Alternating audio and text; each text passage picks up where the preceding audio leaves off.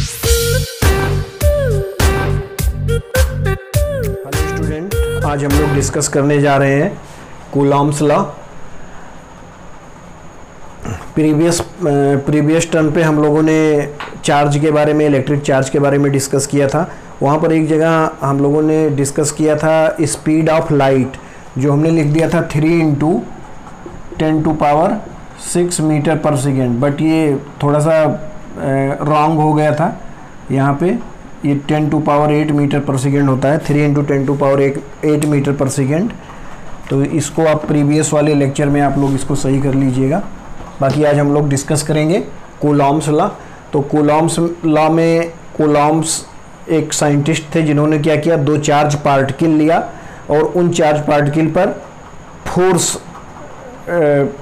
Force का experiment किया कि उस पर फोर्स किस टाइप से लगता है।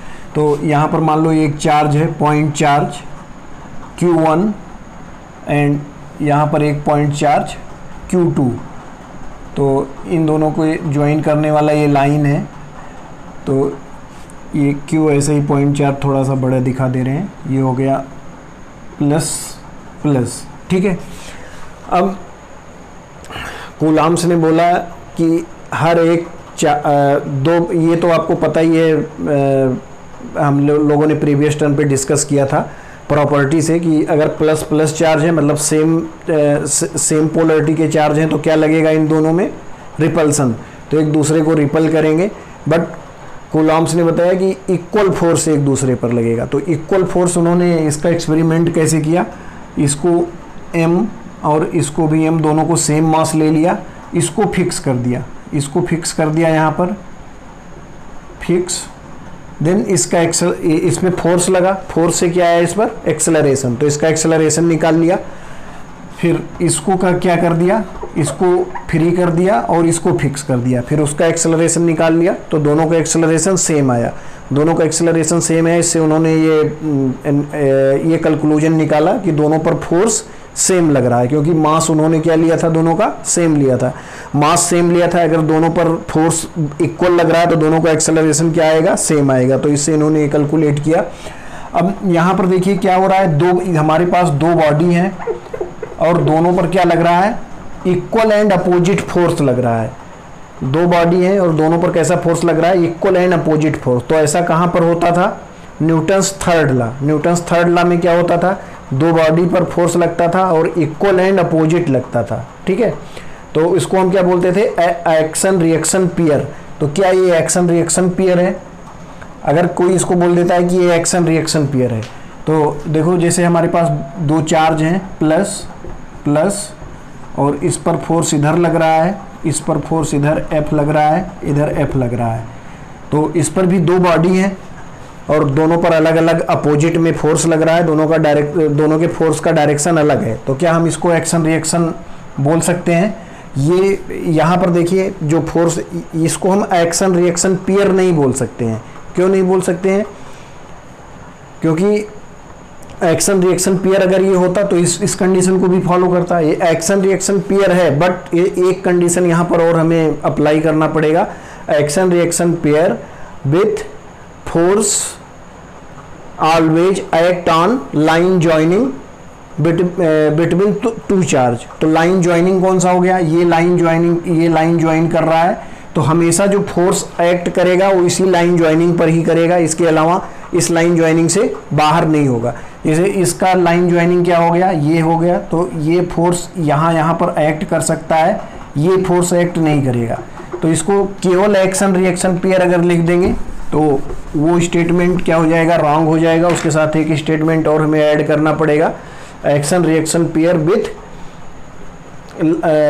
Force act on line joining between 2 charge, ठीक है।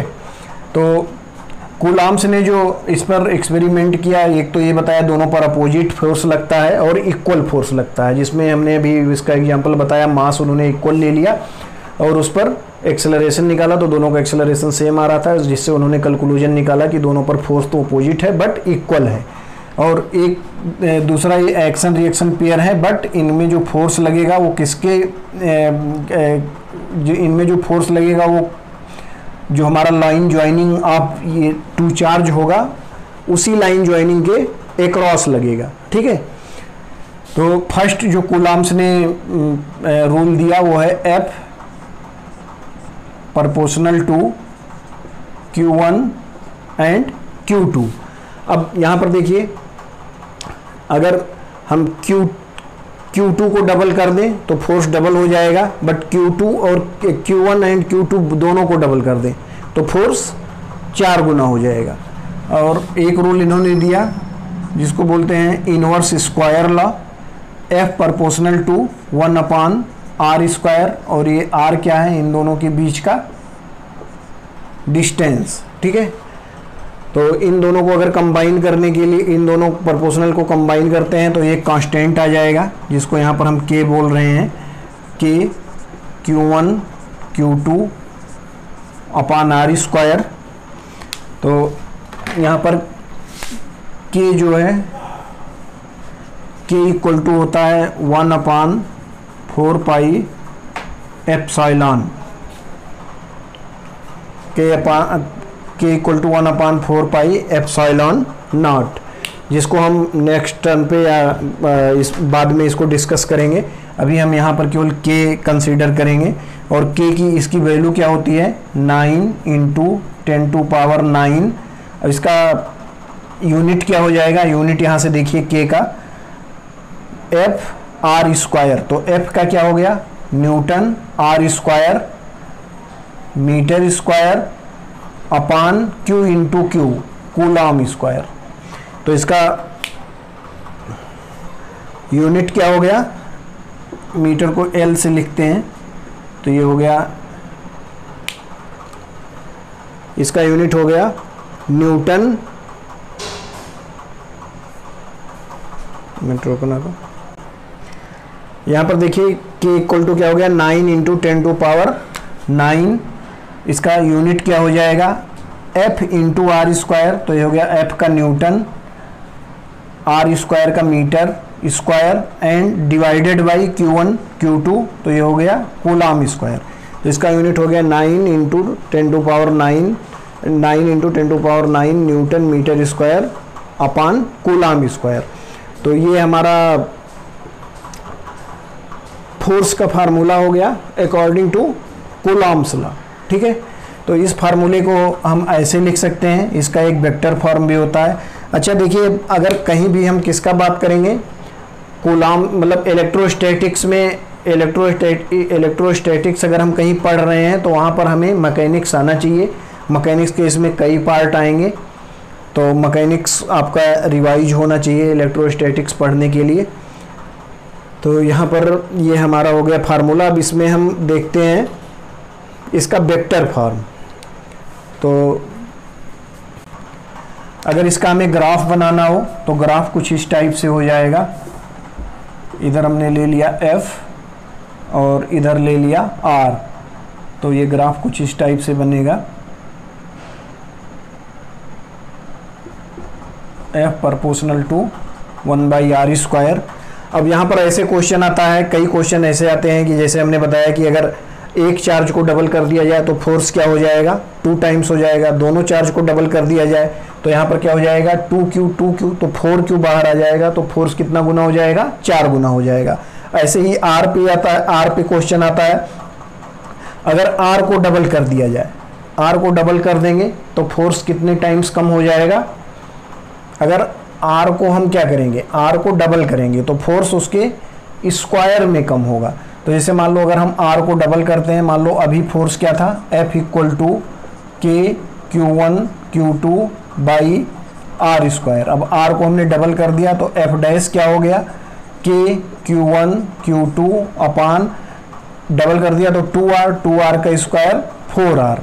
तो यहाँ पर ये 1/4 K Q1 Q2 by r², ये वाली वैल्यू क्या है F, तो यहाँ F रखेंगे तो Fy क्या हो जाएगा 4 F डैश। तो यहाँ पर अगर हमने फोर्स को क्या किया डबल किया, फोर्स को नहीं, अगर हमने R डिस्टेंस को क्या किया, distance between two charge, distance between two charge को अगर हम डबल करेंगे तो फोर्स कितने गुना कम हो जाएगा 4 गुना। ऐसे अगर हम इसको थ्राइस कर देंगे तो कितने गुना कम हो जाएगा फोर्स 9 टाइम्स। अगर इसको हम 3 गुना बढ़ा दें क्या, डिस्टेंस बिटवीन टू चार्ज, तो फोर्स कितने गुना कम हो जाएगा, 9 गुना। अगर इसको हम आधा कर दें, अगर इसको हम क्या कर दें, आधा कर दें, तो फोर्स में क्या क्या क्या डिफरेंस, क्या अंतर आ जाएगा, तो एफ डैश इक्वल टू के Q1 Q2 divided by are square by 4 ऊपर चला जाएगा, तो 4 के Q1 Q2 divided by are square, ये क्वांटिटी एफ हो गया। तो अब क्या हो जाएगा, 4F। मतलब अगर हम आर को क्या कर देंगे, आर को अगर हाफ कर दें तो फोर्स कितने टाइम्स बढ़ जाएगा, 4 गुना। और अगर आर को डबल कर दें तो फोर्स 4 गुना कम हो जाएगा। आर को अगर 3 गुना कर दें तो फोर्स 9 टाइम्स कम हो जाएगा, ठीक है, F/9 हो जाएगा। तो इस टाइप से इस पर छोटे छोटे क्वेश्चन आ सकते हैं। और यहाँ पर देखिए फोर्स, इस पर जो फोर्स लग रहा है, अगर एक चार्ज को डबल करेंगे तो दोनों पर फोर्स डबल हो जाएगा, एक ही पर डबल नहीं होगा, दोनों पर फोर्स इक्वल लगता है, तो दोनों पर फोर्स डबल हो जाएगा। अगर दोनों चार्ज को डबल कर देंगे तो दोनों चार्ज पर फोर्स क्या हो जाएगा, 4 गुना हो जाएगा। तो ये पॉइंट सब लोगों को क्लियर होगा। अब यहाँ पर देखिए हम देख रहे हैं कूलॉम्स लॉ का वेक्टर फॉर्म भी लिखने के लिए आता है। तो ये मान लीजिए प्लस क्यू Q1 Q2, तो यहाँ पर ये बोलते हैं, इस पर जो फोर्स लग रहा है इसको बोलते हैं फोर्स ऑफ 2 ड्यू टू 1, इसको बोलते हैं फोर्स ऑफ 1 ड्यू टू 2, और ये दोनों इक्वल एंड अपोजिट होते हैं। तो यहाँ पर इसको ऐसे भी लिख सकते हैं, force of 1 due to 2 equal to minus of force of 2 due to 1, ये वेक्टर। अगर यहाँ पर मॉड लिख लो तो mod force of 1 due to 2 equal to force of 2 due to 1, इस टाइप से भी लिख सकते हैं। अब यहाँ जो इसको लाइन ज्वाइन कर रहा है इसके लॉन्ग फोर्स लगेगा, और ये अगर डिस्टेंस अगर हम मान लें r है, या इसको वेक्टर मान लेते हैं डिस्प्लेसमेंट, तो ये वेक्टर r हो गया। अब यहाँ पर देखो, अगर इस फोर्स ऑफ 2 ड्यू टू 1 लगाएंगे तो ये वेक्टर हम लेंगे, ये वेक्टर, और ये क्या हो जाएगा, final vector minus initial vector. तो फाइनल वेक्टर क्या है, R1 माइनस R2। अगर हम फोर्स ऑफ 2 ड्यू टू 1 निकालेंगे तो ये वेक्टर हो जाएगा फाइनल माइनस इनिशियल। फाइनल क्या है, इस वेक्टर का फाइनल क्या है, जहाँ पर टिप है, तो टिप कहाँ पर है, 2 पर, तो ये हो गया R2 minus R1।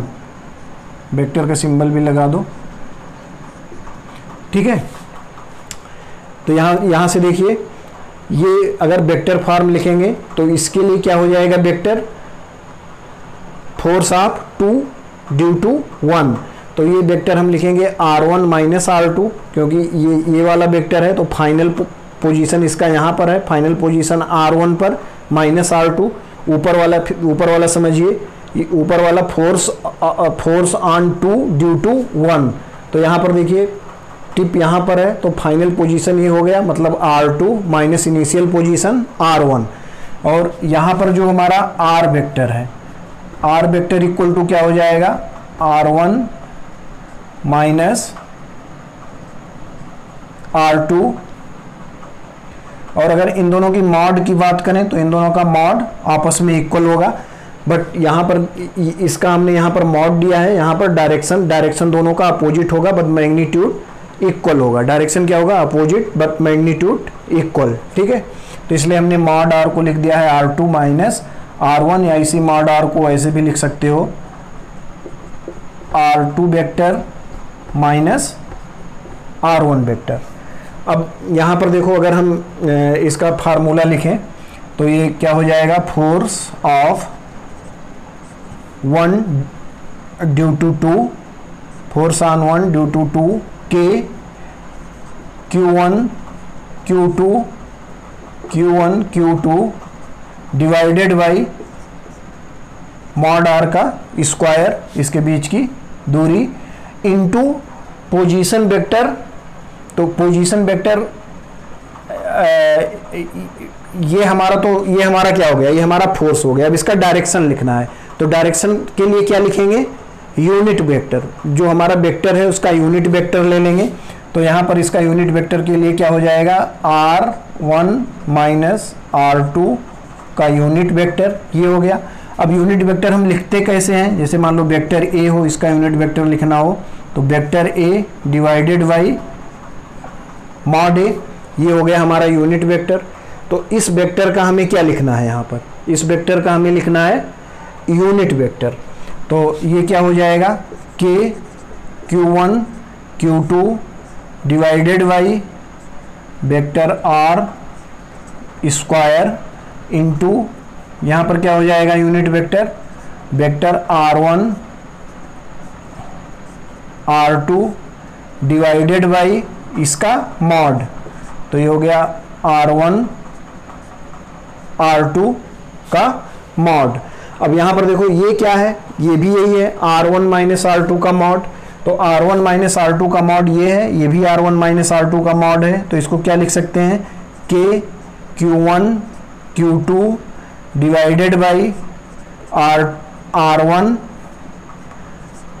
Minus r2, यहाँ से स्क्वायर प्लस ये, तो ये हो गया cube into r1 minus r2 vector, ये हो गया फोर्स ऑफ 1 ड्यू टू 2। तो ये हमारा हो गया वेक्टर फॉर्म, ठीक है, ये हमारा हो गया vector form force of 1 due to 2। इसके बाद अगर हमें लिखना हो फोर्स ऑफ 2 ड्यू टू 1, तो इसी की हेल्प से उसको भी लिख लेते हैं। फोर्स ऑफ 2 ड्यू टू 1 वो क्या हो जाएगा, k q1 q2 अपान, ये वेक्टर क्या हो जाएगा, डायरेक्शन चेंज हो जाएगा। तो मॉड में तो इसको ऐसे भी लिख सकते हो, लेकिन हम इसको इसी के अकॉर्डिंग लिख ले रहे हैं, इस वेक्टर के अकॉर्डिंग। तो ये हो जाएगा r2 माइनस r1 वेक्टर का cube into r2 vector minus r1 vector. तो ये हो गया हमारा force of charge 2 due to 1। तो ये दो हमारे पास फोर्स आ गए।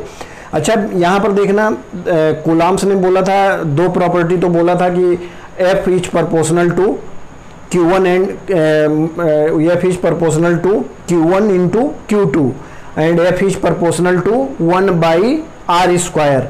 और तो F किस किस पर, अगर बोला जाए किस किस पर F डिपेंड कर रहा है, तो एक तो Q1 Q2 पर डिपेंड कर रहा है और एक आर स्क्वायर पर डिपेंड कर रहा है।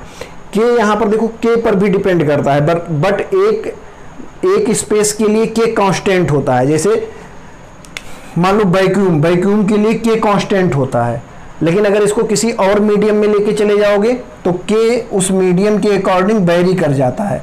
तो K किस पर डिपेंड करता है, K जो करता है डिपेंड ऑन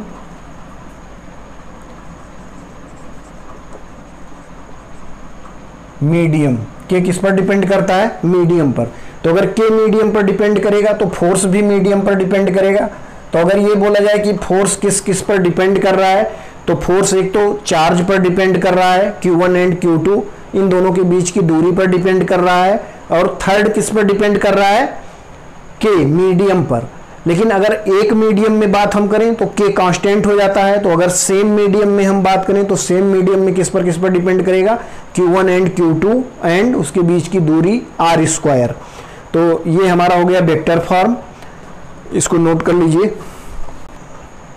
अभी हम लोगों ने वेक्टर फॉर्म लिखा था, तो वेक्टर फॉर्म जो हम लोगों ने लिखा था उसका एप्लीकेशन हम लोग नेक्स्ट टर्न पे देखेंगे। अभी हम लोग सिंपल सा एप्लीकेशन देखेंगे।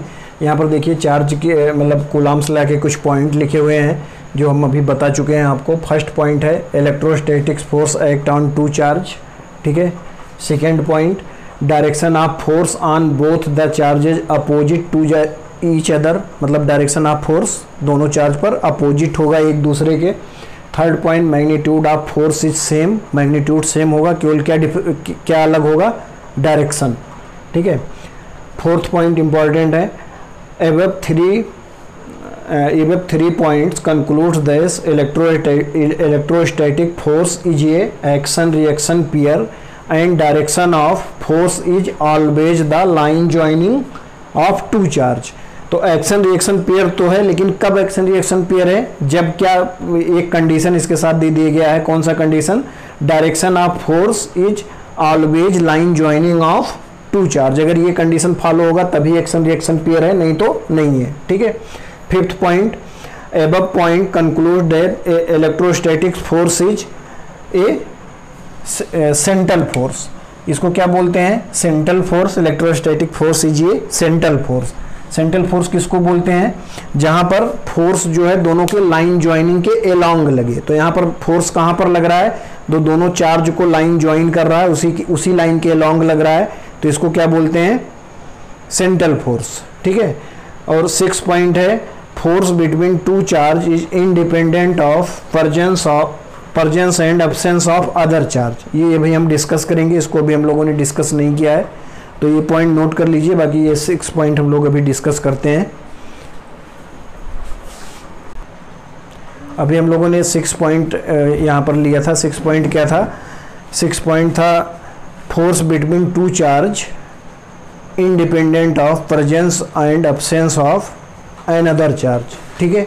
इसी को बोलते हैं प्रिंसिपल ऑफ सुपरपोजिशन। तो इसमें जैसे मान लो अभी तक हमारे पास क्या था, ये Q1 Q2, तो इन दोनों के बीच में कुछ फोर्स लग रहा था। बट मान लो यहाँ पर हमारा Q1 था, यहाँ क्या था, Q2 था। अब नहीं, इसको ऐसे देख लो, यहाँ Q1 था, इधर Q2 था, तो यहाँ भी क्या है, Q2 है। एक चार्ज यहाँ और आ गया Q3। ठीक है। अब ये इस पर क्या फोर्स ले रहा था, मान लो दोनों पॉजिटिव हैं, तो ये इस डायरेक्शन में F फोर्स लगा रहा था, ये इस डायरेक्शन में F फोर्स लगा रहा था। अब जब तीसरा चार्ज आ गया तो इन दोनों के फोर्स पे कोई भी चेंज नहीं आएगा। अभी हमने क्या बोला था कि फोर्स आने ये charge Q is independent of presence और एब्सेंस ऑफ अदर चार्ज। तो ये या प्रेजेंट हो या ना प्रेजेंट हो, इस पर कौन सा फोर्स लगता रहेगा, F इधर को लगेगा और इस पर F इस डायरेक्शन में लगेगा। अब इसके आ जाने से एक और फोर्स F डैश लग जाएगा इस डायरेक्शन में, F डैश। ठीक है। तो ये F डैश क्या होगा, अब इस पर अगर टोटल फोर्स देखा जाए, टोटल फोर्स, इस पर टोटल फोर्स क्या हो जाएगा, vector sum of F and F dash, vector sum of F and F dash. But अगर इस पर ये इस फोर्स के आने से ये वाला जो फोर्स लगा रहा था F, उसमें कोई भी चेंज नहीं आएगा। ये दोनों चार्ज जब थे Q1 एंड Q2, तब इस पर F फोर्स लग रहा था, इस पर भी F फोर्स लग रहा था। ये ऐसे ही लगता रहेगा, कितने भी पार्टिकल आ जाए उससे कोई भी अंतर नहीं पड़ेगा। अगर Q3 यहाँ आ गया तो इसका एक फोर्स इस पर और एक्स्ट्रा लगने लगेगा, तो इसका रिजल्टेंट तो चेंज हो जाएगा। बट जो Q2 Q1 पर फोर्स लगा रहा था वो भी वही सेम लगता रहेगा। तो जैसे यहाँ पर अगर हमें लिखना है F ऑफ 1 ड्यू टू 2, या फोर्स ऑन 1 लिखते हैं, फोर्स ऑन 1, तो इसको क्या बोलेंगे, F ऑफ 1 ड्यू टू 2। ऐसे ही फोर्स ऑन 2, इसको क्या बोलेंगे, फोर्स ऑन 2 ड्यू टू 1। ऐसे ही अगर यहाँ लिखेंगे फोर्स ऑन 1, फोर्स ऑन 1 क्या हो जाएगा, F of 1 due to 2 plus F of 1 due to 3, ये हो गया 1 पर फोर्स। ठीक है। ऐसे ही अगर लिखना हो फोर्स ऑन 2, तो फोर्स ऑन 2 क्या हो जाएगा, F of 2 due to 1 plus F of 2 due to 3। ऐसे ही अगर लिखना हो F ऑन 3, तो क्या हो जाएगा, F on 3 due to 1 plus F on 3 due to 2। इस टाइप से फोर्स लिख सकते हैं। तो यहाँ पर हमारे पास 2 पार्टिकल था, यहाँ पर 3 पार्टिकल था, ऐसे 4 पार्टिकल के लिए भी लिख सकते हैं, तो ऐसे n पार्टिकल के लिए भी लिख सकते हैं। मान लो हमारे पास पार्टिकल है Q1 Q2, Q3, Q4 up to Qn। तो यहाँ पर अगर लिखना हो force on nth particle, force on nth charge, तो क्या हो जाएगा F of N1, F of N2, F of N3 dot dot dot F of N-1। जैसे ये सबसे, जैसे n चार्ज था, यहाँ पर n इक्वल टू क्या है 3, तो इसमें पुट करके देख सकते हो n को 3 से, तो यहाँ 3 को n अगर पुट करोगे तो n ऑफ क्या आएगा 1 एंड n ऑफ 2, तो ऐसे ऐसे लास्ट में जो आएगा वो क्या आ जाएगा n ऑफ n-1। ऐसे ही अगर फोर्स लिखना हो, फोर्स ऑन 1, फर्स्ट चार्ज पे क्या फोर्स लगेगा, तो उसको कैसे लिखोगे, उसको लिखेंगे force on 1 due to 2, force on 1 due to 3, force on 1 due to 4 plus dot dot dot force of 1 due to n। तो इस टाइप से सुपरपोजिशन आप फोर्स को हम एक साथ लिख सकते हैं। अब जैसे ये जो हमारा एफ nth चार्ज के लिए हुआ फोर्स, ये इसका क्या होगा वेक्टर सम, ये सब वेक्टर क्वांटिटी है, तो इन सबको वेक्टर से डिनोट कर लो, ठीक है, ये सब भी वेक्टर ही है।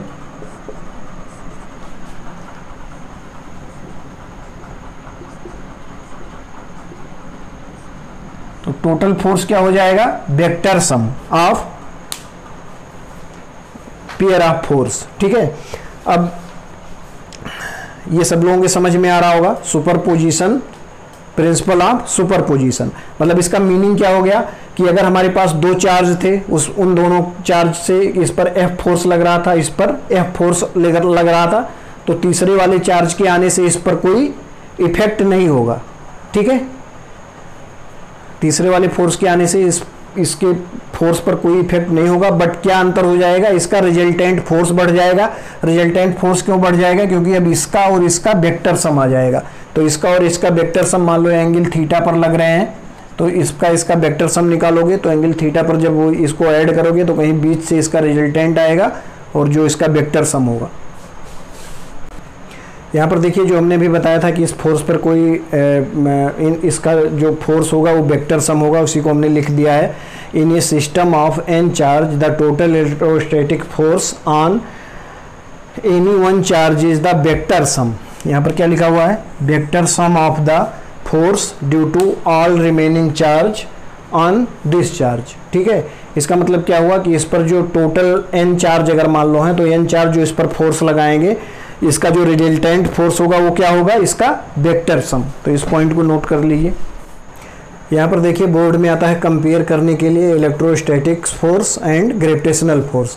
तो ये हमारा इलेक्ट्रोस्टैटिक्स फोर्स नियर अबाउट दोनों के फार्मूले सेम है।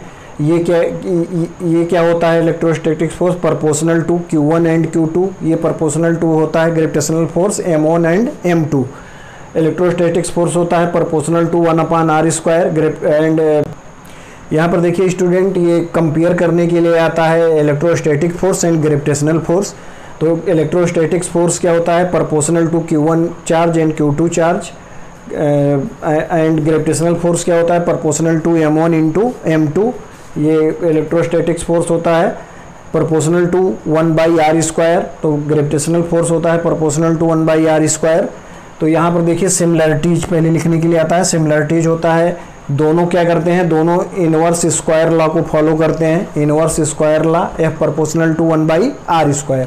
सेकेंड सिमिलरिटीज है act along line joining of masses और चार्जेस। तो जो हमने इसमें बताया Q1 Q2 चार्ज जो होगा उसमें फोर्स, अगर मान लो यहाँ Q1 Q2 है तो फोर्स कैसे लगेगा, उसके लाइन ज्वाइनिंग के एलोंग। जैसे मान लो ये Q1 ये Q2 Q1 Q2, तो इसमें फोर्स जो लगेगा उसके लाइन ज्वाइनिंग के एलोंग लगेगा। ऐसे ही अगर यहाँ M1 M2 है, मास M1 M2, तो यहाँ भी जो फोर्स लगेगा वो लाइन ज्वाइनिंग के एलोंग लगेगा, ठीक है। तो ये सिमिलरिटीज हो गया। डिफरेंस क्या है, electrostatic force repulsive and attractive होता है। रिपल्सिव कब होता है? जब सेम नेचर का फोर्स हो, प्लस प्लस या माइनस माइनस। एंड अट्रैक्टिव कब होता है? जब अपोजिट नेचर का हो, मतलब माइनस एक प्लस, ठीक है। एंड ग्रेविटेशनल फोर्स क्या होता है? ऑलवेज अट्रैक्टिव होता है, इसमें रिपल्सिव नहीं होता है। तो ये डिफरेंस, एक डिफरेंस ये है। सेकेंड डिफरेंस है electrostatic force depend on medium but gravitational force not depend on medium, मतलब gravitational force independent of medium. तो एक डिफरेंस ये है। एंड थर्ड डिफरेंस है electrostatics force much greater than gravitational force, मतलब इलेक्ट्रोस्टैटिक्स फोर्स जो होता है वो ग्रेविटेशनल फोर्स से बहुत बड़ा होता है। उसका मेन रीजन है ये दोनों का कांस्टेंट, ये जो के कांस्टेंट होता है 9 × 10⁻⁹, और जो जी होता है वो होता है 6.67 × 10⁻⁻11। तो यहाँ पर +9, यहाँ पर -11। तो इन दोनों से इन दोनों के में बहुत ज़्यादा डिफरेंस आ जाता है इन दोनों के फोर्स में। तो इलेक्ट्रोस्टैटिक्स जो होता है स्ट्रॉन्ग फोर्स होता है, जबकि ग्रेविटेशनल जो होता है वो वीक फोर्स होता है। इसको यहाँ पर देखिए लिमिटेशन ऑफ कूलॉम्स लॉ। तो फर्स्ट लिमिटेशन है we can use formula if the charge are in rest, अगर चार्ज रेस्ट में होगा तभी हम अप्लाई कर सकते हैं। सेकेंड फार्मूला है charge having irregular shape because in such case we can not determine the distance between the charge. इसका मीनिंग क्या हुआ इरेगुलर का? जैसे मान लो हमारे पास दो बड़े बड़े चार्ज हैं, दो बड़े बड़े स्फीयर हैं जिस पर चार्ज है और वो इक्वली डिस्ट्रीब्यूट है, ऐसे इक्वली डिस्ट्रीब्यूट है। तो ये क्या है? ये इरेगुलर शेप नहीं है, ये क्या है? सिमेट्रिकल शेप है। इसमें चार्ज जो है इक्वली डिस्ट्रीब्यूट है और ये सिमेट्रिकल शेप है। अगर यहाँ पर हमें फोर्स निकालना हो तो इसके सेंटर से डिस्टेंस निकाल लेंगे। तो यहाँ पर देखो इसके सेंटर और इसके सेंटर से इसलिए ले रहे हैं क्योंकि ये वाला जो फोर्स है ये नज़दीक आ गया तो ये ज़्यादा फोर्स लगाएगा, बट इधर वाला क्या हो गया? दूर हो गया। तो जितना आर ये नज़दीक हुआ इतना ये दूर हो गया। तो ये सिमेट्रिकल फोर्स है, मतलब जितना ये एक्स्ट्रा फोर्स लगाएगा उतना ये कम लगाएगा। तो इसलिए ये सिमेट्रिकल डिस्ट्रीब्यूशन है। तो इस पर अगर हम ये डिस्टेंस पूरे को डिस्टेंस आर मान लें तो यहाँ पर तो हम डिस्टेंस कैलकुलेट कर लेते हैं किसमें? जब रेगुलर शेप हो, मतलब इरेगुलर शेप ना हो।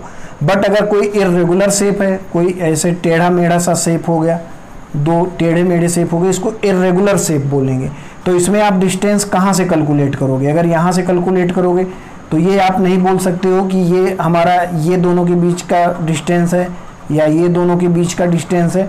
तो यहाँ पर हम दोनों के बीच के डिस्टेंस को कैलकुलेट नहीं कर पाते क्योंकि यहाँ पर देखो चार्ज यहाँ आ रहा है, इसका चार्ज यहाँ आ रहा है, जबकि इसमें सिमेट्रिकल डिस्ट्रीब्यूशन था, इसमें इरेगुलर शेप है। तो यहाँ पर हम डिस्टेंस नहीं ये कर पाएंगे। ये हमारा लिमिटेशन है कूलॉम्स लॉ का। इसमें हम डिस्टेंस दोनों चार्ज के बीच का डिटरमाइन नहीं कर पाएंगे। और एक इम्पॉर्टेंट पॉइंट ये है कि अगर both charge are in rest तो इसमें हम कूलॉम्स लॉ लगा सकते हैं। One charge in rest and one charge in motion, इसमें भी लगा सकते हैं। बट अगर दोनों चार्ज क्या हो मोशन में तो इसमें कूलॉम्स लॉ नहीं लगा सकते हैं। तो ये हमारे लिमिटेशंस थे कूलॉम्स लॉ की, इसको नोट। यहाँ पर देखिए minimum force between two charge particle placed at separation of 1 metre. तो 1 मीटर पर ये दो हमारे चार्ज पार्टिकल हैं। तो चार्ज पार्टिकल मिनिमम फोर्स निकालना है जो 1 मीटर डिस्टेंस पर है। आर क्या है? 1 मीटर। मिनिमम फोर्स निकालना है तो सबसे स्मॉलेस्ट चार्ज लेते हैं। सबसे स्मॉलेस्ट चार्ज क्या होगा? इलेक्ट्रॉन। तो ये भी इलेक्ट्रॉन हो गया, ये भी इलेक्ट्रॉन। तो F इक्वल टू क्या हो गया? K E/E/1। तो F इक्वल टू क्या हो गया? KE²। तो ये क्या हो जाएगा? Minimum force. अगर इसकी वैल्यू निकालनी हो तो क्या हो जाएगी? 9 × 10⁹ इंटू 1.6 × 10⁻⁻19 का स्क्वायर, क्योंकि इलेक्ट्रॉन पर चार्ज क्या है? इतना चार्ज है। तो अगर इसको आप सॉल्व करेंगे तो ये आएगा 2.3 × 10⁻28 न्यूटन। तो ये हमारा मिनिमम फोर्स होगा अगर 1 मीटर डिस्टेंस पे हम दो इलेक्ट्रॉन को रखते हैं। ठीक है। तो ये हमारा मिनिमम फोर्स होगा, इस टाइप से आप निकाल सकते हैं। यहाँ पर देखिए हमें फाइंड करना है, find the ratio of electrostatics force and gravitational force for 2 electrons, अगर 2 इलेक्ट्रॉन्स हो, and 1 electron and 1 proton and 2 proton हो, तो उसमें electrostatics force and gravitational force निकालना है। तो पहले हम निकाल लेते हैं रेशियो। तो रेशियो ये हो गया हमारा electrostatics force upon gravitational force. तो इलेक्ट्रोस्टैटिक्स क्या हो जाएगा, K Q1 Q2 by are square divided by Fg। तो ये R2 ऊपर हो जाएगा एंड G M1 M2, क्योंकि ये डिवाइड होके यहाँ आएगा तो ये यहाँ पलट के क्या हो जाएगा, मल्टीप्लाई। तो R से R कैंसिल आउट हो गया। तो यहाँ से क्या आ गया, K Q1 Q2 divided by G M1 M2। अब इसमें केवल वैल्यू पुट करना है, K 9.9 into 10 to power 9 into Q1 Q2 same ही होगा, मैग्नीट्यूड से मतलब माइनस से हमें कोई मतलब नहीं है। तो 1.6 into 10 to power minus 19 into 1.6 into 10 to power minus 19 divided by G कितना दिया हुआ है, 6.67 into 10 to power minus 11 into M। तो अभी हम अगर किसका बात कर रहे हैं, इलेक्ट्रॉन का, तो 9.1 इंटू 9.1 इसका दोनों का मल्टीप्लाई कर दे रहे हैं इंटू 10 टू पावर 62। अब इसको अगर आप सॉल्व करोगे तो सॉल्व करने के बाद ये कुछ आएगा 4.2 इंटू 10 टू पावर 42। तो यहाँ से ये क्या हो गया, electrostatics force upon gravitational force. तो electrostatics force 4.2 into 10 to power 42 times of gravitational force for किसके लिए हमने निकाला है, इलेक्ट्रॉन के लिए। अब अगर हम इसी को किसके लिए निकालें, 1 इलेक्ट्रॉन एंड 1 प्रोटॉन, तो यहाँ पर क्या हो जाएगा, Fe upon Fg equal to, formula वही सेम होगा, K Q1 Q2 upon G M1 M2। K हो गया 9 into 10 to power 9 into Q1 1.6 into 10 to power minus 19 into 1.6 into 10 to power minus 19। दोनों का चार्ज इक्वल होगा, electron and proton, divided by 6.67 into 10 to power minus 11 into mass. अब mass अलग अलग हो जाएगा, 9.1 into 10 to power minus 31 into 1.67 10 to power minus 27। तो अगर इसको सॉल्व करेंगे तो इसको सॉल्व करने पर आएगा 2.27 इंटू 10 टू पावर 39। ठीक है, तो यहाँ से आ गया Fe अपॉन Fg। तो Fe ये किसका है, प्रोटॉन का, तो FeP लिख ले रहे हैं 2.27 into 10 to power 39 times of gravitational force. तो देखो यहाँ पर इलेक्ट्रॉन में क्या आया था, 10 टू पावर 12, यहाँ पर क्या आ गया 10 टू पावर 39। अगर यही प्रोटॉन के लिए निकालेंगे तो उसका इसमें देखो एक का मास बढ़ गया था, एक का मास बढ़ गया तो क्या बढ़ गया, ग्रेविटेशनल फोर्स बढ़ गया। जबकि प्रोटॉन के लिए निकालेंगे तो दोनों का मास बढ़ जाएगा, तो वहाँ पर ये वाला क्वांटिटी और कम आ जाएगा। यहाँ पर क्या आया था 42, यहाँ पर 39 आएगा, तो नियर अबाउट वहाँ पे 36 समथिंग आएगा। ठीक है, तो इसको आप लोग स्वयं कैलकुलेट करिए, इस फार्मूले पर रखिए, केवल वैल्यू पुट करना है। चेंज क्या हो जाएगा, यहाँ भी यही रहेगा, यहाँ भी यही रहेगा, इस वाले पॉइंट पर केवल चेंज हो जाएगा। यहाँ पर क्या आ जाएगा, यहाँ पर ये वाला मास आ जाएगा तो वो उसको सॉल्व करेंगे तो क्या आ जाएगा, प्रोटॉन प्रोटॉन के बीच में जो भी यहाँ वैल्यू आएगा, मतलब इलेक्ट्रोस्टैटिक फोर्स कितने टाइम्स होगा प्रोटॉन का। तो यहाँ भी पी नोट कर लेते हैं। चलिए एक क्वेश्चन है, a charge is divided into two parts such that when these two parts are kept at some distance find each charge for maximum electrostatics force. तो इसमें ये कह रहा है कि एक हमारे पास ये चार्ज Q है, इसको Q को हमने दो पार्ट में डिवाइड कर दिया है। तो दो पार्ट में डिवाइड कर दिया गया, तो मान लो एक पार्ट हमारा इससे आ गया, एक पार्ट मान लो इससे x हमने इसमें से निकाल लिया, तो जो सेकेंड पार्ट बचेगा वो क्या हो जाएगा, Q माइनस एक्स, और इसको कुछ डिस्टेंस पे रख दिया गया। तो एक चार्ज क्या हो जाएगा Q माइनस एक्स, और ये हो गया ये चार्ज, और दूसरा चार्ज हो गया हमारा x, इसको मान लो r डिस्टेंस पे रख दिया गया। तो इसके बीच में फोर्स क्या हो जाएगा, force equal to k Q1 Q minus X into Q2 x divided by r square. अब इसमें ये हमें निकालना है कि x क्या हो कि ये फोर्स मैक्सिमम हो।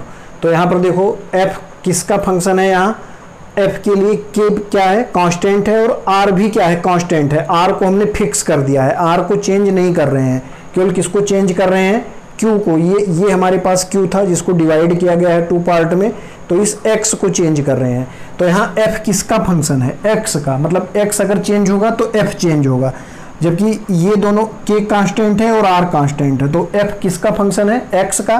तो यहाँ मैक्सिमम x निकालने के लिए क्या करेंगे हम, df अपॉन dx क्या कर देंगे, 0। ठीक है, तो डिफरेंशिएशन और इंटीग्रेशन अगर आपको देखना है तो उसका लेक्चर आप देखिए डिफरेंशिएशन एंड इंटीग्रेशन में। तो df अपॉन dx को क्या करना है, 0। तो यहाँ हो गया k upon r square constant, and ये क्या हो जाएगा qx माइनस एक्स स्क्वायर, ये हमारा f है। तो k upon r square 0, q into x का differentiation with respect to x 1 minus 2x का x स्क्वायर का 2x इक्वल टू 0। तो यहाँ से आ गया 2x इक्वल टू q, तो यहाँ से x आ गया q बाई 2। तो मतलब अगर दोनों q by two half half में डिवाइड होंगे तो फोर्स मैक्सिमम होगा। ये फेमस क्वेश्चन है, तो यहाँ से आप इसको नोट कर लीजिए। अब यहाँ पर देखिए कुछ हमें इम्पॉर्टेंट क्वेश्चन करने हैं जिसमें हमें कुछ चार्ज दिए रहते हैं और उसमें हमें फोर्स निकालना होता है। तो ये मान लीजिए एक हमारे पास इक्विलेटरल ट्रायंगल है, ये इक्विलेटरल ट्रायंगल है, और हर एक कॉर्नर पर Q चार्ज है, Q। तो यहाँ भी Q है। तो यहाँ मान लीजिए इस वाले कॉर्नर पर हमें टोटल फोर्स निकालना है। तो अगर इक्विलेटरल ट्रायंगल है, साइड A मान लेते हैं, तो इसका एंगल कितना हो जाएगा 60। तो इस वाले पर देखिए फोर्स, एक फोर्स इधर लगेगा F, और इसके लाइन ज्वाइनिंग पर एक फोर्स इस डायरेक्शन में लगेगा F। तो ये अगर मान लीजिए ये पॉइंट 1 है, 1 पर हम फोर्स निकाल रहे हैं, तो ये हमारा फोर्स हो गया F, और F इन दोनों का रिजल्टेंट कुछ इसके बीच में आएगा F नेट। ये एंगल कितना है, ये पॉइंट 1 है, ये एंगल 60। तो F एंड F इक्वल होगा क्योंकि चार्ज इक्वल है, F एंड F इक्वल होगा, तो ये एंगल क्या हो जाएगा जिसमें रिजल्टेंट आएगा 30, क्योंकि पूरा 60 है तो उसके बीच से जाएगा। तो F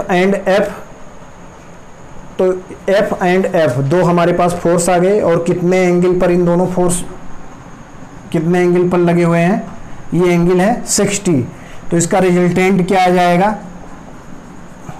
F net equal to, ये क्या होगा वेक्टर सम। अगर दो वेक्टर लगे हुए हैं किस एंगल पर, 60 डिग्री पर, तो उसको कैसे ऐड करते हैं, मान लो दो फोर्स F1 एंड F2 है, तो F1 square plus F2 square plus 2 F1 F2 cos theta. तो यहाँ पर F1 एंड F2 इक्वल है, तो ये हो जाएगा F square plus F square plus 2f, f into F square into cos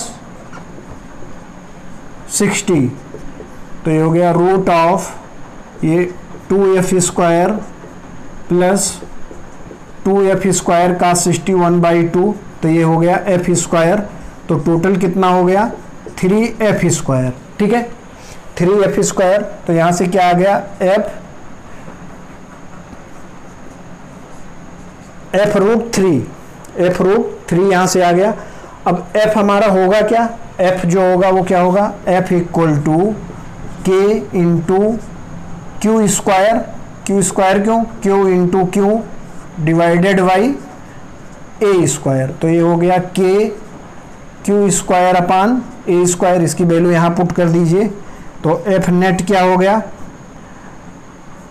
k Q square upon A square root 3, तो ये हमारा आ गया टोटल f, ठीक है। अब अगर मान लो यही फोर्स यहाँ पर पूछा जाता और इसमें हम माइनस चार्ज ले लेते, तो माइनस चार्ज लेने से कोई फर्क नहीं पड़ेगा, क्या होगा अभी इस पर चार्ज पे अगर प्लस चार्ज पर पूछा जाता तो चार्ज एक फोर्स ऐसे आता, बीच में ऊपर को जाता इसका रिजल्टेंट फोर्स। बट अगर माइनस चार्ज यहाँ ले लेते हैं तो मैग्नीट्यूड सेम रहेगा, केवल डायरेक्शन चेंज हो जाएगा। इस डायरेक्शन में एक फोर्स आएगा एफ, इधर फोर्स आएगा एफ, इसका रिजल्टेंट एफ नेट इधर हो जाएगा और वैल्यू अभी भी कितना होगा, यही सेम वैल्यू होगा एफ नेट का के Q square upon A square root 3। तो ये आप लोगों के समझ में आ रहा होगा कि अगर हम यहाँ पर माइनस भी ले लें तो उससे कोई डिफरेंस नहीं होगा। बट अगर इसमें इक्वल चार्ज ना लेके अलग अलग चार्ज ले लें तो ये फोर्स अलग आ जाएगा, ये फोर्स भी अलग आ जाएगा अगर चार्ज अलग अलग है। और इसके बीच में ये एंगल तो 60 रहेगा दोनों का, बट इसके बीच में जो रिजल्टेंट आएगा वो बीच से नहीं जाएगा, तो वो इसके अकॉर्डिंग आप चेंज कर सकते हैं। चलिए इसी टाइप का एक क्वेश्चन और लेते हैं। अभी मान लीजिए हमारे पास एक स्क्वायर है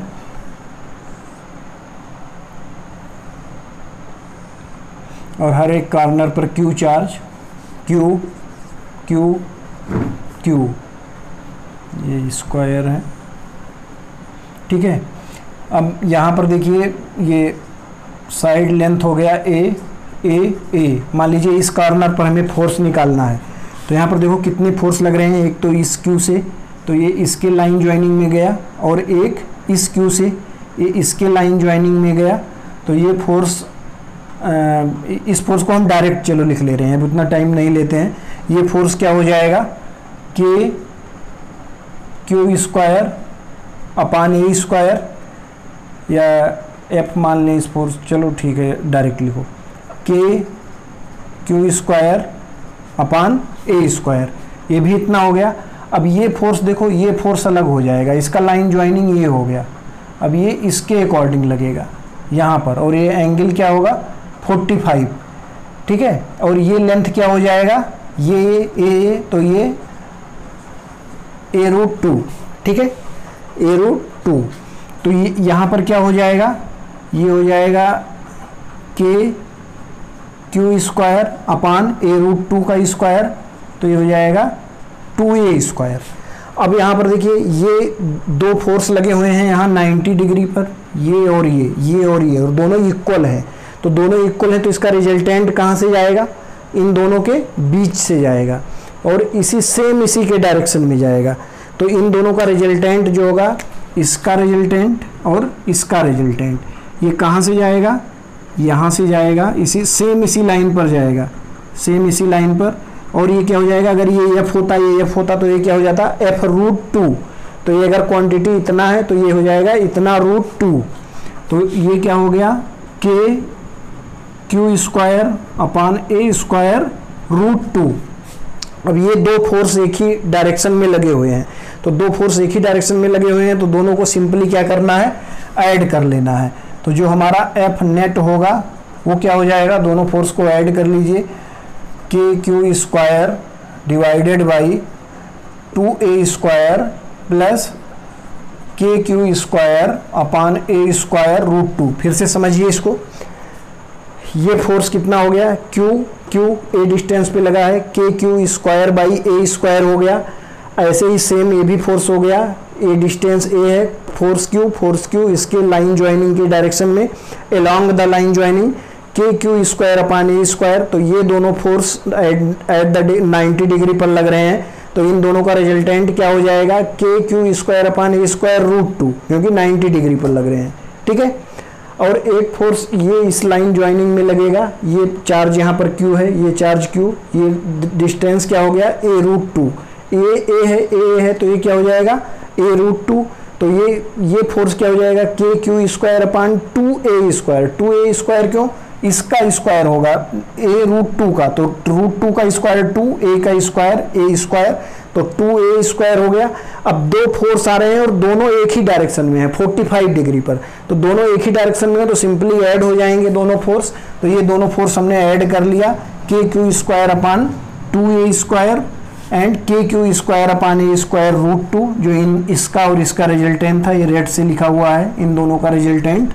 तो यहाँ पर कॉमन क्या हो गया, K Q square upon A square common 1/2 plus root 2, इसी को किसी किसी बुक में ऐसे लिख देते हैं, K Q square upon A square, K Q square upon A square 1 plus 2 root 2 divided by 2, ये हो गया हमारा एफ नेट, ठीक है, ये एफ नेट हो गया। अब इसी में देखो, अगर हम क्वेश्चन कुछ इस टाइप से दे दें कि ये हमारा एक स्क्वायर है, चारों कॉर्नर पर क्या रखे हुए हैं क्यू, और एक कोई बीच में हमने क्या रख दिया क्यू चार्ज, तो इस पर क्या फोर्स लगेगा, तो इसका फोर्स 0 हो जाएगा, क्योंकि ये देखो ये इधर रिपेल करेगा, ये वाला इधर रिपेल करेगा, ये वाला इधर रिपेल करेगा, ये इधर रिपेल करेगा, तो ये चारों फोर्स एक दूसरे को, ये फोर्स इसको कैंसिल आउट करेगा, ये इसको कैंसिल आउट करेगा, तो यहाँ पर क्या हो जाएगा, ये फोर्स आपस में कैंसिल आउट करके 0 हो जाएंगे। अगर प्लस क्यू है, अगर माइनस क्यू है तो भी कैंसिल आउट हो जाएगा, माइनस क्यू होगा तो इसको अट्रैक्ट करेगा, ये इसको अट्रैक्ट करेगा, इसको अट्रैक्ट करेगा, इसको अट्रैक्ट करेगा, तब भी चारों फोर्स क्या हो जाएंगे 0। तो अगर कोई भी सिमेट्रिकल बॉडी है और उसके बीच में आप कोई भी चार्ज रखेंगे तो उस पर फोर्स 0 आएगा। जैसे ये ट्रायंगल था, ट्रायंगल भी अगर कौन सा ट्रायंगल हो, इक्विलेटरल, और इसके आप सेंटर पर क्या रखो एक चार्ज, यहाँ पर क्यू, तो यहाँ प्लस क्यू रखो या माइनस क्यू रखो, इस पर फोर्स क्या आएगा 0 आएगा। मतलब इसका कंक्लूजन क्या हुआ, अगर सिमेट्रिकल बॉडी आपके पास है तो वहाँ पे आप चार्ज रखोगे तो उस पर फोर्स 0 आएगा। जैसे मान लो अगर हमारे पास एक हेक्सागन है, अगर हमारे पास एक हेक्सागन है कुछ इस टाइप से, तो उसके भी अगर आप सेंटर पे कोई चार्ज रखोगे तो इसमें भी सब एक दूसरे को कैंसिल कर देंगे, ये वाला इसको कैंसिल, ये दोनों मिलके एक इधर इसको कैंसिल कर देंगे, और एक इधर ये दोनों इसको कैंसिल कर देंगे, और एक ये दोनों मिलके इधर कैंसिल कर देंगे, तो ये सब मिला के चार्ज 0 हो जाएगा, कोई भी चार्ज नहीं, फोर्स 0 हो जाएगा सेंटर पर। मतलब ये हेक्सागन हो, पेंटागन हो, कोई भी गन हो, अगर वो शेप क्या है सिमेट्रिकल शेप है, तो अगर हम मान लेते हैं कि एक सर्किल है और इस पे चार्ज इक्वली डिस्ट्रीब्यूटेड है, तो यहाँ पर कोई भी चार्ज आप प्लस या माइनस रखोगे तो इस पर फोर्स क्या आएगा 0। अगर आप यहाँ पर प्लस चार्ज रखोगे तो ये इसको इधर रिपेल करेगा, ऊपर वाला इधर रिपेल करेगा, इधर वाला इधर रिपेल करेगा, इधर रिपेल करेगा, ऐसे क्या बनेगा, यहाँ पर ये सन टाइप का बन जाएगा। तो यहाँ पर टोटल फोर्स क्या हो जाएगा 0। अगर निगेटिव होगा तो सब अट्रैक्ट करेंगे तो भी फोर्स क्या हो जाएगा 0। तो मेन पॉइंट क्या है कि अगर कोई सिमेट्रिकल, हमारे पास कोई सिमेट्रिकल शेप है और उस पर सिमेट्रिकल चार्ज डिस्ट्रीब्यूशन है, तो उसके सेंटर पर जो हमारा कोई चार्ज रखेंगे तो उस पर फोर्स क्या होगा 0 होगा। बट अगर हम इसको निगेटिव कर देते हैं, एक चार्ज को क्या कर दिया हमने निगेटिव, यहाँ इस चार्ज को हमने निगेटिव कर दिया, तो अब देखो ये वाला और ये वाला ये कैंसिल आउट हो गया। बट अगर यहाँ पॉजिटिव चार्ज रखा हुआ है तो ये वाला क्या करेगा, ये वाला इसको इस डायरेक्शन में रिपेल करेगा और ये निगेटिव वाला इसको इस डायरेक्शन में अट्रैक्ट करेगा, ये इसको इस डायरेक्शन में अट्रैक्ट करेगा। तो अब इस पर फोर्स क्या हो जाएगा इस डायरेक्शन में 2 गुना फोर्स हो जाएगा 2F, बट अब ये देखो डिस्टेंस ये क्या हो जाएगा, ये हो जाएगा A√2 डिवाइडेड बाई 2, तो ये हो जाएगा A√2। ऐसे ही ये वाला डिस्टेंस भी A√2 हो जाएगा, A√2 ये वाला डिस्टेंस भी हो जाएगा। तो अब इसमें अगर फोर्स निकाला जाए तो यहाँ पर फोर्स क्या हो जाएगा, F इसके कारण और F इस वाले के लिए, तो 2F टोटल फोर्स होगा 2F, और ये होगा 2 इंटू F क्या हो जाएगा K square upon A square by 2, तो ये 2 ऊपर जाएगा तो ये मल्टीप्लाई होके क्या हो जाएगा 2 इंटू 2 मल्टीप्लाई हो जाएगा, तो ये हो जाएगा 4K square upon A square, तो ये इसका फोर्स हो जाएगा 4K square upon A square. कब, जब एक इक्विलेटरल ट्रायंगल हो, एक कॉर्नर पर क्या रखा हुआ है -Q और इस पर तीनों पर +Q रखे हुए हैं, तो ये फोर्स इसको कैंसिल आउट कर देगा, इस वाले चार्ज को, ये वाला चार्ज कैंसिल आउट कर देगा, ये इधर रिपेल कर रहा है, ये इधर रिपेल कर रहा है, जबकि इस वाले चार्ज पर जो ये वाला फोर्स लगाएगा ये इस डायरेक्शन में लगाएगा, और ये माइनस चार्ज है तो ये भी इसी डायरेक्शन में लगाएगा। तो फोर्स कितना, दोनों का मैग्नीट्यूड बराबर होगा क्योंकि चार्ज बराबर है, तो फोर्स कितना आ जाएगा 2F, तो 2 इंटू एफ की वैल्यू क्या होगी K इंटू क्यू स्क्वायर अपान ये वाला डिस्टेंस, ये वाला डिस्टेंस क्या है A/√2, तो A स्क्वायर बाई 2, ये ऊपर जाएगा तो 2 × 2 मल्टीप्लाई होके क्या हो जाएगा 4K square upon A square. तो इस टाइप से इस सब क्वेश्चन को हम सॉल्व कर सकते हैं। अच्छा, इसी में एक पॉइंट मैं और बताता हूँ, अगर मान लो यहाँ पर सब पे चार्ज Q Q Q रखे हुए हैं, Q Q Q Q Q Q, मतलब ये सब Q Q चार्ज हैं, तो अगर हमने क्या बताया सेंटर पर एक चार्ज रखेंगे तो उस पर रिजल्टेंट क्या आएगा 0, ठीक है, उस पर रिजल्टेंट 0 आ गया। सेंटर पे भी मान लो एक चार्ज रखा हुआ है, एक चार्ज Q रखा हुआ है, अब सेंटर वाले चार्ज पर जो फोर्स लग रहा है वो क्या लग रहा है, कोई फोर्स नहीं लगेगा, 0 फोर्स लग रहा है क्योंकि सारे फोर्स कैंसिल आउट कर दे रहे हैं। अब इसके बाद हम बोलते हैं एक चार्ज यहाँ से हटा लिया गया, अब इस पर रिजल्टेंट फोर्स क्या लगेगा, तो इस पर रिजल्टेंट फोर्स निकालने के लिए अगर ये सब A है, A तो ये भी A होगा क्योंकि ये सब इक्विलेटरल ट्रायंगल बनता है, ये सब इक्विलेटरल ट्रायंगल बनता है, तो A भी, ये वाला डिस्टेंस भी A होगा।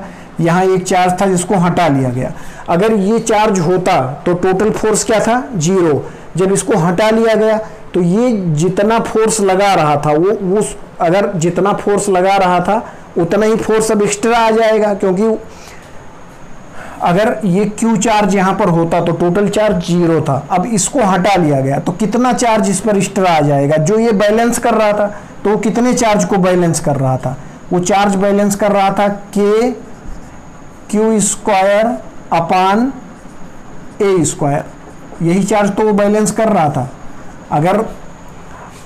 अगर यहाँ पर Q चार्ज होता तो इस पर ये कितना चार्ज लगाता, इस वाले Q पर इस डायरेक्शन में कितना चार्ज लगाता Q square upon A square.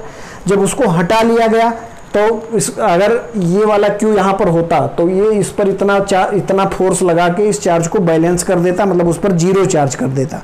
But अगर इसको हटा लिया गया तो फिर वो इस वाले पर कितना रिजल्टेंट चार्ज आ जाएगा Q square upon A square. क्यों इतना रिजल्टेंट चार्ज आ जाएगा, क्योंकि वही इतना रिजल्टेंट फोर्स आ जाएगा, क्योंकि इसी फोर्स को ये बैलेंस कर रहा था, बट अब बैलेंस करने के लिए नहीं है, उसको हटा लिया गया उस वाले चार्ज को, तो रिजल्टेंट फोर्स क्या हो जाएगा Q square upon A square. अभी देखो हम लोगों ने ट्रायंगल वाला क्वेश्चन किया हुआ था, यहाँ पर ये देखो 3 स्फीयर हैं जिसको टच करके ऐसे रखा हुआ है और इन सब पर चार्ज Q है।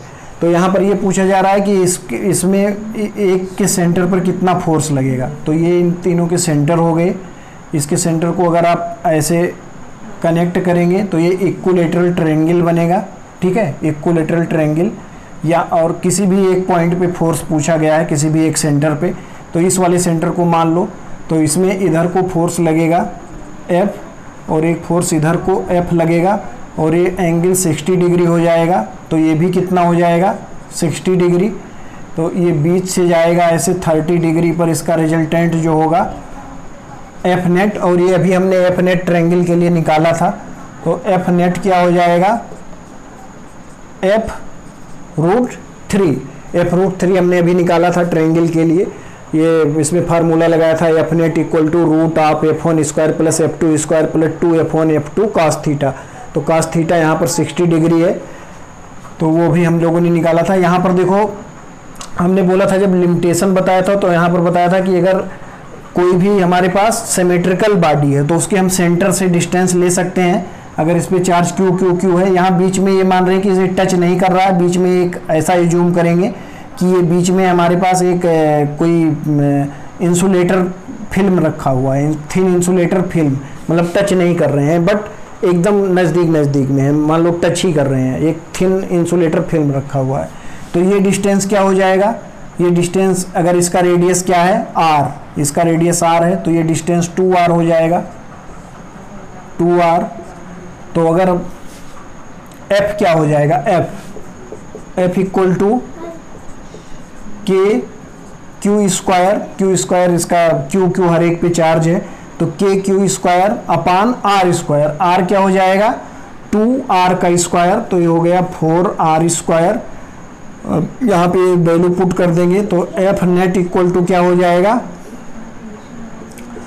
एफ की जगह पर ये वैल्यू पुट करेंगे तो ये हो गया K Q square upon 4r square root 3। तो ये हो गया हमारा रिजल्टेंट फोर्स किसी भी सेंटर पर। ठीक है, ये सबके समझ में आ रहा है। अच्छा, एक पॉइंट अभी हमने वो आप लोगों को समझाया था, एक बार फिर से उसको समझ लीजिए, कुछ लोगों के बीच में कन्फ्यूजन होगा। हेक्सागन वाला, ये हमारा एक हेक्सागन था, यहाँ पर हमने बताया था कि सब पर Q Q Q Q Q Q है, तो सेंटर पर अगर क्यू रखेंगे तो इस पर फोर्स 0 हो जाएगा, इस पर फोर्स 0 हो गया। बट अगर अब हम इसको हटा ले रहे हैं, तो अगर इसको हटा लेंगे तो ये जितना फोर्स बैलेंस कर रहा था केवल उतना ही फोर्स इस पर आएगा, क्योंकि ये जब था तब रिजल्टेंट 0 कर रहा था, अब ये नहीं है तो इसका फोर्स, इसके ये कितना फोर्स बैलेंस कर रहा था, F equal to K Q square upon A square. अगर ये सब ये है, ए तो ए भी क्या हो जाएगा, ये इक्विलेटरल ट्रायंगल बनता है और ए भी ए और ये ए होता ही है। ठीक है। अच्छा, अब मान लो हमारे पास दो पार्टिकल हैं, एक इम्पॉर्टेंट क्वेश्चन देखना यहाँ पर, एक पार्टिकल ये है, एक पार्टिकल ये है, ये Q1 चार्ज, ये Q2 चार्ज। अब इस पर फोर्स क्या लगेगा, F ऑफ 1 ड्यू टू 2, इस पर क्या लगेगा F of 2 due to 1।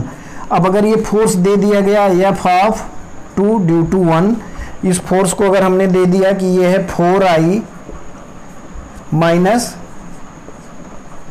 3j, 4i cap minus 3j cap, तो आपसे पूछ लिया गया F ऑफ 2 1 क्या होगा। F ऑफ 1 2 अगर इतना है तो F ऑफ 2 1 क्या होगा, तो ये क्या हो जाएगा, इसका अपोजिट हो जाएगा। तो F ऑफ 2 1 क्या हो जाएगा, माइनस ऑफ F ऑफ 1 2, ये सब वेक्टर क्वांटिटी है, तो इसका माइनस, तो यहाँ पर माइनस लगा देंगे, तो यहाँ से क्या आ जाएगा, माइनस 4i प्लस 3j, तो ये इसका फोर्स हो गया। ऐसे मान लो अगर 3D में दिया होता, इसको हम 2D में अभी लेके चल रहे हैं, अगर 3D में फोर्स दिया होता, 3D में दिया होता F of 2 equal to 4i minus 3j plus 2k cap. ठीक है, तो अब पूछा गया होता कि F ऑफ 2 1 क्या होगा, तो F ऑफ 2 1 क्या हो जाएगा, माइनस ऑफ F ऑफ 1 2, और ये इसमें माइनस लगा देंगे, तो यहाँ माइनस लगाएंगे तो क्या हो जाएगा, minus 4i plus 3j minus 2k।